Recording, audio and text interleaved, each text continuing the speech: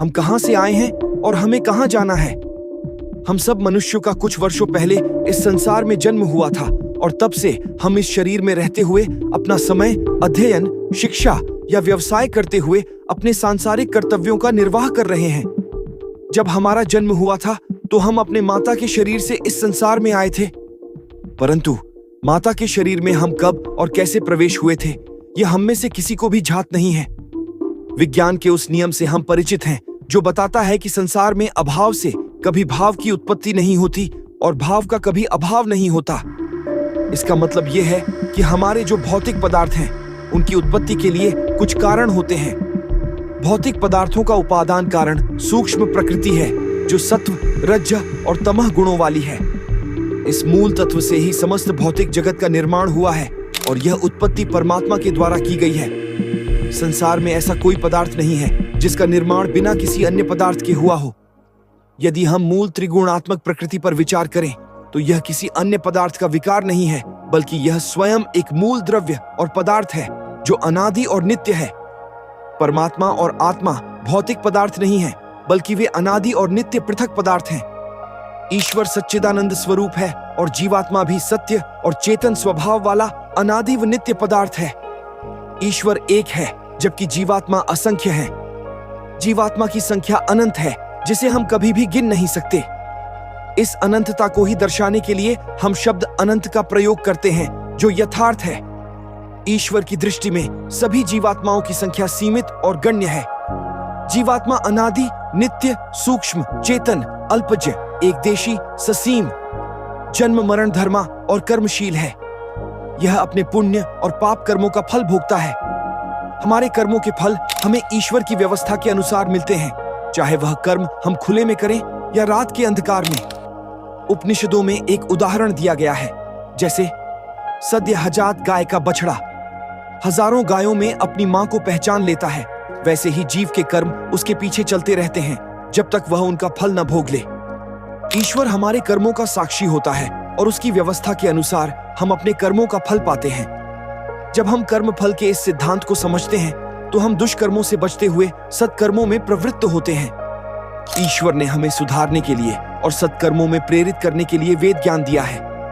वेदों के माध्यम से वह हमें हमारे कर्मों का फल बताते हैं और इसी तरह हम सुख और दुख का सामना करते हैं। हमारे कर्म ही हमारे जन्म और हमारे सुख दुख का कारण होते हैं। हम कहां से आए हैं? इस सवाल का उत्तर इस तथ्य में छिपा है कि हम अनादि सत्ता हैं और हम इस संसार में अनंत काल से रह रहे हैं। जीवात्मा जन्म और मरण से परे कर्मों का भागी है। इसका अर्थ यह है कि इस जन्म से पहले हम किसी अन्य योनि में थे और वहां मृत्यु होने के बाद ही हमें इस जन्म में भेजा गया। हमने पूर्व जन्म में कौन से कार्य किए थे, कहां रहे थे और हमारे माता पिता कौन थे, यह हम भूल चुके हैं। इसका कारण यह है कि पूर्व जन्म का शरीर मृत्यु के बाद नष्ट हो चुका है। फिर हमें नए माता पिता के शरीर में प्रवेश करने के लिए समय लगता है और इस प्रकार हमारे पूर्व जन्म के संस्कार और स्मृतियां भी धीरे धीरे विस्मृत हो जाती हैं। हमारे जीवन में बहुत सी बातें होती हैं जिन्हें हम भूल जाते हैं। हम यह भी नहीं याद रख पाते कि हम कल या परसों क्या खा रहे थे, किससे मिले थे या क्या बातें की थीं।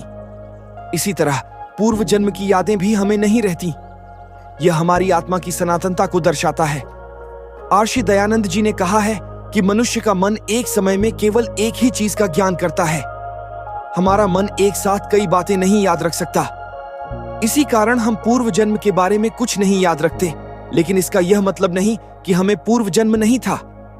हम सभी ने इस जन्म से पहले किसी अन्य योनि में जन्म लिया था और हमारे कर्मों के अनुसार हमें नया जन्म मिला है। हमारे न होने का कोई प्रमाण नहीं है, इसीलिए यह निश्चित है कि हम इस जन्म से पहले भी किसी योनि में रहे हैं। चाहे हम किसी भी योनि में रहे हों, वहां हमारे माता पिता, भाई बहन और मित्र भी रहे होंगे और मृत्यु के बाद हम इस जन्म में आए हैं। हमारी आत्मा अनादि और नित्य है। इस जन्म से पहले हम किसी न किसी योनि में रहे थे और हमारे कर्मों के अनुसार ही हमें इस जन्म में भेजा गया। यह सच्चाई हमें यह समझने में मदद करती है कि हमारा जीवन एक निरंतर प्रक्रिया है और हम सभी को अपने कर्मों का फल भोगना होता है। वेदों में जीवन की उत्पत्ति, वेद जो हमारे प्राचीन भारतीय धर्म और संस्कृति के मूलभूत ग्रंथ हैं, जीवन और ब्रह्मांड की उत्पत्ति को लेकर एक गहरी और शाश्वत दृष्टि प्रदान करते हैं। ऋग्वेद में ब्रह्म की उत्पत्ति। ऋग्वेद के पहले मंडल में यह वर्णन किया गया है कि ब्रह्म, जो सृष्टि के सृजन करता है, ने ब्रह्मांड की रचना की। वेदों में सपतना अर्थात जीवन का आधार का उल्लेख किया गया है। जीवन का आरंभ ब्रह्म से ही हुआ था, जिन्होंने ब्रह्मांड की रचना के लिए तात्विक शक्तियों का उपयोग किया। ऋग्वेद में इस बारे में कहा गया है, नहीं देवा अप्रणम्या दयिता, अर्थात ब्रह्म या देवता को जानना, समझना और उनका आशीर्वाद प्राप्त करना ही जीवन का उद्देश्य है। यहां से जीवन की उत्पत्ति को समझने के प्रयास किए गए हैं, जिसमें परमात्मा या ब्रह्म की सत्ता को प्रमुखता दी गई है। आत्मा और ब्रह्म का संबंध। वेदों में एक और महत्वपूर्ण सिद्धांत है, आत्मा और ब्रह्म का संबंध। वेदों के अनुसार हम सभी आत्मा के रूप में ब्रह्म का अंश हैं। हमारा शारीरिक रूप और भौतिक जीवन केवल एक अस्थायी और परिवर्तनीय अस्तित्व है, जबकि आत्मा शाश्वत है। तैत्तिरीय उपनिषद में यह कहा गया है, सत्यम ज्ञानम अनंतम ब्रह्म। यह सत्य है कि ब्रह्मा ही सर्वव्यापी और अज्ञेय है और आत्मा का परम लक्ष्य इस ब्रह्मा में विलीन होना है। 2. पुराणों में मानवता की उत्पत्ति। पुराणों में जीवन और ब्रह्मांड के उत्पत्ति के बारे में भी विस्तार से वर्णन किया गया है। पुराणों में ब्रह्म के सृजन के कार्यों को विस्तार से बताया गया है। विष्णु पुराण और सृष्टि की उत्पत्ति का विवरण। विष्णु पुराण के अनुसार भगवान विष्णु ने सृष्टि के विभिन्न चरणों में ब्रह्मांड की रचना की। पहले प्रलय के समय जब सब कुछ जल में समाहित था, तब भगवान विष्णु ने अपने रूप में एक आदि पुरुष, प्रथम पुरुष के रूप में सृष्टि का पुनर्निर्माण किया। विष्णु का यह कार्य ब्रह्मा के साथ मिलकर सृष्टि के हर हिस्से को नष्ट और पुनः सृजन की प्रक्रिया में लाया। शिव महापुराण में सृजन और संहार का वर्णन। शिव महापुराण में शिव की भूमिका को सृष्टि के संहारक के रूप में दर्शाया गया है। शिव का यह रूप सृष्टि के अंत और पुनर्निर्माण के लिए आवश्यक है। शिव के उग्र रूप का उद्देश्य यह सुनिश्चित करना है कि ब्रह्मांड में संतुलन बना रहे, ताकि सृष्टि की गति और समय का चक्र सही तरीके से चलता रहे। यह दृष्टिकोण बताता है कि सृष्टि के क्रम और उत्पत्ति में भगवान विष्णु, ब्रह्मा और शिव के कार्य मिलकर कार्य करते हैं। इस प्रक्रिया को त्रिमूर्ति कहा जाता है, जो सृष्टि, पालन और संहार के तत्वों का प्रतीक है। आध्यात्मिक उद्देश्य। पुराणों में यह स्पष्ट किया गया है कि मानव जीवन का उद्देश्य केवल भौतिक सुखों और इच्छाओं की पूर्ति नहीं है, बल्कि आत्मा का परमात्मा के साथ मिलन है। वेदों और पुराणों में जीवन के उद्देश्य को आत्मज्ञान प्राप्त करने, मोक्ष प्राप्त करने और अपने असली रूप को पहचानने के रूप में प्रस्तुत किया गया है। आधुनिक शोध और वैज्ञानिक दृष्टिकोण। अब हम विज्ञान के दृष्टिकोण से देखते हैं कि हम कहां से आए हैं। इस सवाल का जवाब कैसे दिया जा सकता है? आधुनिक विज्ञान, विशेष रूप से जैविक विकासवाद, एवोल्यूशन और बिग बैंग थ्योरी ने जीवन के उत्पत्ति के बारे में अपनी व्याख्याएं दी हैं। जीवन का उद्देश्य और आत्मा का मार्ग। अब हम इस प्रश्न की ओर लौटते हैं, हम कहां से आए हैं और हमें कहां जाना है? यह सवाल आत्मा और ब्रह्म के संबंध के बारे में बताता है। वेदों और पुराणों का दृष्टिकोण। वेदों और पुराणों के अनुसार हम सभी आत्मा के रूप में ब्रह्म का अंश हैं। हमारे जीवन का उद्देश्य आत्मा का परमात्मा से मिलन है। यह मिलन केवल भौतिक दुनिया में नहीं, बल्कि आध्यात्मिक क्षेत्र में होना है। गीता के 15वें अध्याय में श्री कृष्ण ने यह बताया है, ऊर्ध्व मूलम धः शाखम अश्वत्थम प्रोक्षितम अधश्चोर्ध्वम प्रसृतास्य शाखा गुण प्रवृद्धा। अर्थात जीवन के वृक्ष की जड़ें ऊपर की ओर हैं और उसकी शाखाएं नीचे की ओर हैं। इसका अर्थ है कि हम सभी ब्रह्म के अंश हैं और हमारा उद्देश्य अंततः उस परम तत्व से मिलन करना है। आध्यात्मिक उन्नति। मनुष्य के जीवन का लक्ष्य केवल सांसारिक सुखों की प्राप्ति नहीं है, बल्कि आत्मा का परमात्मा से मिलन, ज्ञान की प्राप्ति और मोक्ष की ओर बढ़ना है।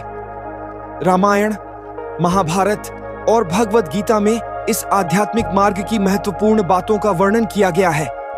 श्री कृष्ण ने गीता में कहा है कि जीवन के सत्य को पहचानना ही सबसे बड़ा उद्देश्य है।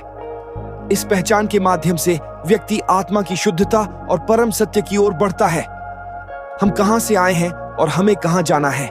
यह प्रश्न जीवन के गहरे और महत्वपूर्ण उद्देश्य की ओर इशारा करता है। वेदों और पुराणों के अनुसार हमारा जन्म और जीवन केवल भौतिक अस्तित्व के लिए नहीं है, बल्कि आत्मा के शुद्धिकरण और परमात्मा के साथ मिलन के लिए है। आधुनिक विज्ञान जीवन की उत्पत्ति के बारे में विकासवाद और बिग बैंग थ्योरी के माध्यम से सवालों का उत्तर देता है, लेकिन यह जीवन के उद्देश्य के बारे में पूरी तरह से स्पष्ट नहीं है। अंततः यह सवाल हमें यह समझने की आवश्यकता बताता है कि जीवन का उद्देश्य केवल भौतिक सुखों और अस्तित्व तक सीमित नहीं है। इसका वास्तविक उद्देश्य आत्मा का परमात्मा से मिलन और ब्रह्म के साथ एकता प्राप्त करना है। इस प्रकार हम कहां से आए हैं और हमें कहां जाना है, यह सवाल हमारे जीवन के गहरे उद्देश्य को स्पष्ट करता है। हमारी यात्रा केवल भौतिक दुनिया में नहीं बल्कि आध्यात्मिक उन्नति की ओर भी है। हमें अपनी आत्मा को पहचानकर ब्रह्म के साथ मिलन के लिए प्रयास करना चाहिए। यही जीवन का सबसे बड़ा उद्देश्य है।